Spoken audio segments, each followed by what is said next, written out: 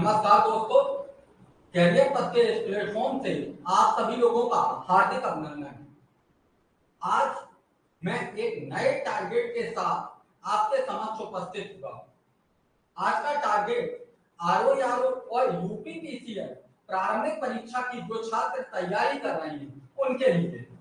तो आज आपको क्या करना है, आज आपको भारतीय संविधान के अंतर्गत मूल अधिकार को देखना है। क्या? मूल अधिकार को पढ़ना है।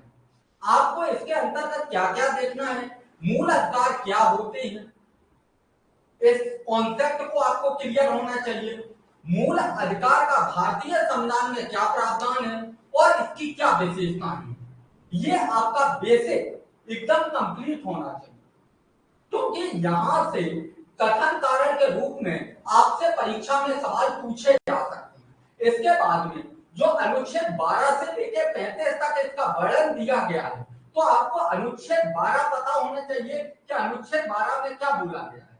जैसे कि अनुच्छेद 12 में राज्य की परिभाषा बताई गई है, तो राज्य की परिभाषा का अर्थ क्या है, किसके संदर्भ में राज्य की परिभाषा है और राज्य की परिभाषा के अंतर्गत कौन कौन से संस्थान शामिल है, ये सारी चीजें आपको क्लियर होनी चाहिए। इसी के बाद में अगर हम बात करें अनुच्छेद 13, तो अनुच्छेद 13 क्या कहता है, ये आपको पता होना चाहिए कि अनुच्छेद 13 में बोला गया है कि संविधान को असंगत करने वाली विधियां। अब अनुच्छेद 13(1) में क्या बोला गया, अनुच्छेद 13(2) में क्या बोला गया, अनुच्छेद 13(3) में क्या बोला गया, और इसमें अनुच्छेद 13 के अंतर्गत कुछ सिद्धांत भी दिए गए।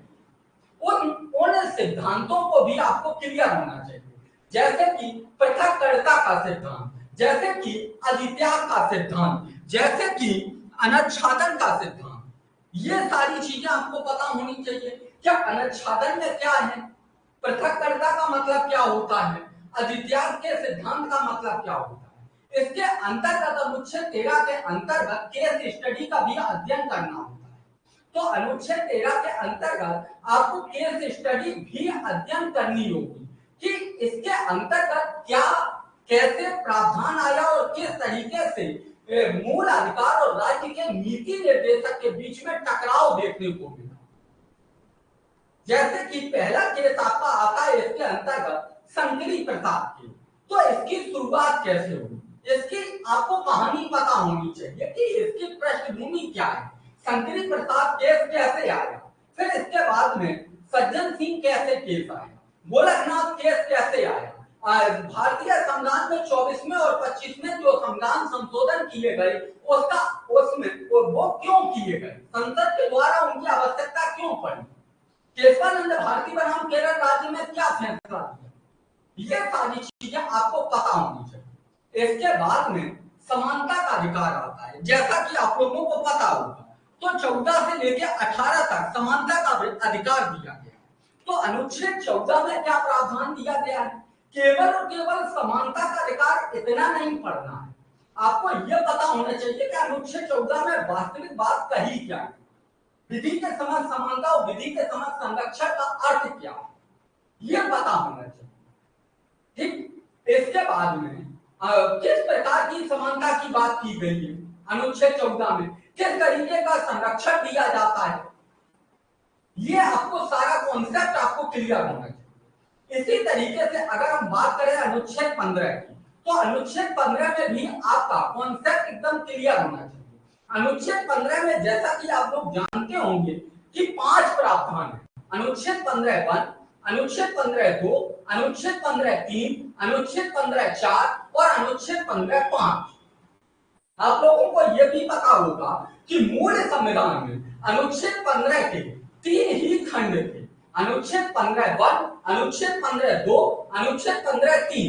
तो इन 3 खंडों में क्या बोला गया है, अनुच्छेद 15(4) की कैसे आवश्यकता पड़ी, इसके पीछे का कारण क्या है, ठीक, और अनुच्छेद 15(5) कब जोड़ा, ये एकदम ये समझिएगा 4 और 5 बहुत महत्वपूर्ण है, अनुच्छेद 15(3) बहुत महत्वपूर्ण है।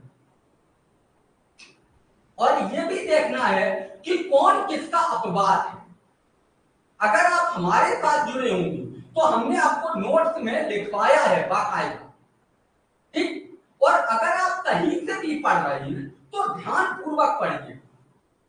अगर आप चाहेंगे तो हम एक वीडियो लेकर आएंगे केस स्टडी पर, अनुच्छेद 15 पर, अनुच्छेद 16 पर, ये आपके कहने से लाया जाए। तो कमेंट में आप लिख के बताइएगा कि हमें केस स्टडी से संबंधित वीडियो चाहिए, तो हम आपको बना के देंगे। इसके बाद में अनुच्छेद 16 आपको बड़े ध्यान से देखना है। अनुच्छेद 16 में आपको 16(1), 16(2), 16(3), 16(4), 4 का, अनुच्छेद 4 का खा, ये पता होना चाहिए, क्योंकि इसमें आरक्षण की बात की गई। यहां से अक्सर सवाल पूछे जाते हैं। अनुच्छेद 17 के संदर्भ में यह पता होना चाहिए कि अनुच्छेद 17 पर कौन सा अनुच्छेद भारतीय संविधान का कानून बनाने की शक्ति देता है। ये लाइन आपको एकदम क्लियर होनी चाहिए। अनुच्छेद 18 के चारों प्रावधान आपको पता होने चाहिए कि 18(1) में क्या बोला गया, 18(2) में क्या बोला गया, 3 में क्या, 4 में क्या, ये सारी चीजें क्लियर होनी चाहिए। इसी तरीके से अनुच्छेद 19 1A के 6 प्रावधान हैं, 6 क्लियर होने चाहिए। और इस पर जब युक्तियुक्त निबंधन लगाया गया है तो 2 से लेकर 6 तक लगाया गया है। अनुच्छेद 19 2 से लेकर 6 तक निबंधन लगाया गया है। तो आपको यह पता होना चाहिए कि कौन सा अनुच्छेद किस पर निबंधन लगा रहा है। ये सब प्रश्न पूछे जा रहे हैं। ये सभी प्रश्न के रूप में आपके समक्ष आ रहे हैं। आप विगत वर्षों के पेपर उठा के देखिएगा, यहां से आपको प्रश्न देखने को मिलेंगे। इसके बाद में अनुच्छेद 20 आप देख लीजिएगा, इतना इंपॉर्टेंट नहीं है, लेकिन 21 बहुत ज्यादा महत्वपूर्ण है। अनुच्छेद 21 बहुत ज्यादा महत्वपूर्ण है। यहां पर केस वगैरह भी देख लीजिएगा कि सुप्रीम कोर्ट ने अनुच्छेद 21 को लेकर क्या क्या डिसीजन दिए हैं। ये सारी चीजें पता होनी चाहिए अनुच्छेद 21 को लेकर।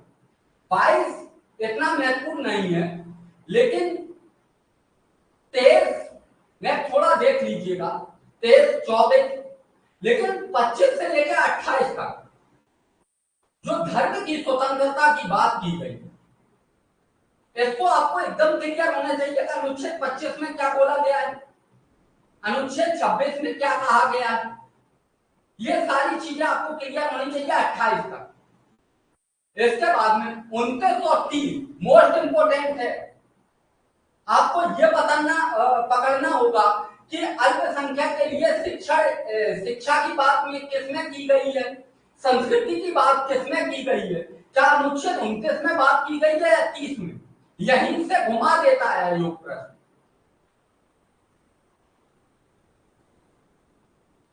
ठीक। 31 संपत्ति का अधिकार हट गया है। 32 आपको देखना है, और 32 में जो रेटें हैं, सारी रेटें आपकी क्लियर होनी चाहिए, सारी रेटें एकदम क्लियर होनी चाहिए। आज के लिए इतना ही, और आप लोग इस टारगेट को शाम तक कंप्लीट कर हमारे व्हाट्सएप ग्रुप पर भेजिएगा, ठीक। और मुझे आशा नहीं, पूर्ण विश्वास है कि आप सभी लोग इस टारगेट को जरूर पूरा करें। बहुत बहुत धन्यवाद।